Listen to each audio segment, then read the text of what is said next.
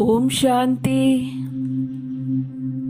आइए सभी मिलकर सुनते हैं कहानी बंधे शुभ कर्मों से प्रीत कर ले। हमारा बाबा भी तो हम बच्चों से यही चाहता है कि बच्चे उसके अच्छे कर्म करें। तो ये कहानी कर्मों के ऊपर है, इसलिए इसे पूरा सुनिएगा और अच्छे लगे तो लाइक एंड सब्सक्राइब जरूर करिएगा।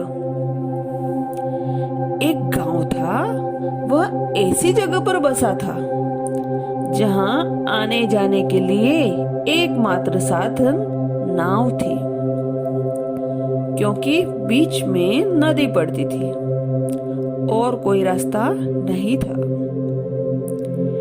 एक बार उस गांव में महामारी फैल गई और बहुत सी मौतें हो गई। लगभग सभी लोग वहां से जा चुके थे।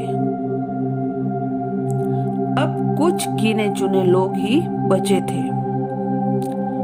और नाव वाला बोलकर आ गया कि मैं इसके बाद नहीं आऊंगा, जिसको चलना है वह आ जाए। सबसे पहले एक भिखारी आ गया और बोला, मेरे पास देने के लिए कुछ भी नहीं है, मुझे अपने साथ ले चलो, ईश्वर आपका भला करेगा। नाव वाला सज्जन पुरुष था। उसने कहा, यहीं रुको, यदि जगह बचेगी तो मैं तुम्हें ले जाऊंगा। धीरे धीरे करके पूरी नाव भर गई, सिर्फ एक ही जगह बची थी। नाव वाला भिखारी को बोलने ही वाला था कि एक आवाज आई, रुको, मैं भी आ रहा हूं। यह आवाज जमींदार की थी, जिसका धन दौलत से लोभ और मोह देखकर उसका परिवार भी छोड़कर चला जा चुका था। अब सवाल यह था कि किसे लिया जाए। जमींदार ने नाव वाले से कहा, मेरे पास सोना चांदी है, मैं तुम्हें दे दूंगा। और भिखारी ने हाथ जोड़कर कहा कि भगवान के लिए मुझे ले चलो। नाव वाला समझ नहीं पा रहा था कि क्या करूं, तो उसने फैसला नाव में बैठे सभी लोगों पर छोड़ दिया और वो सब आपस में चर्चा करने लगे। इधर जमींदार सबको अपने धन का प्रलोभन देता रहा और उसने उस भिखारी को बोला, ये सब कुछ तू ले ले, मैं तेरे हाथ पैर जोड़ता हूँ, मुझे जाने दे।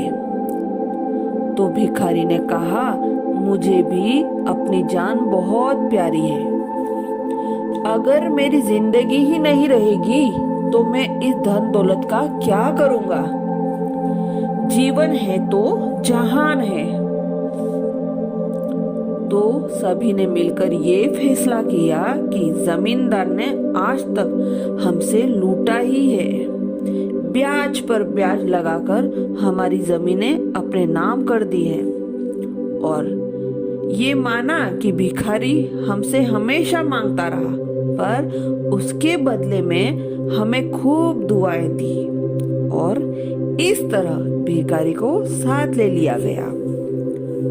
बस यही फैसला है, ईश्वर भी हमारे साथ वही न्याय करता है। जब अंत समय आता है, वो सारे कर्मों का लेखा जोखा हमारे सामने रखता है और फैसले उसी हिसाब से होते हैं। फिर रोना गिड़गिड़ाना काम नहीं आता, शुभ कर्म ही साथ देते हैं। इसलिए अभी भी वक्त है हमारे पास संभलने का और शुभ कर्म करने का।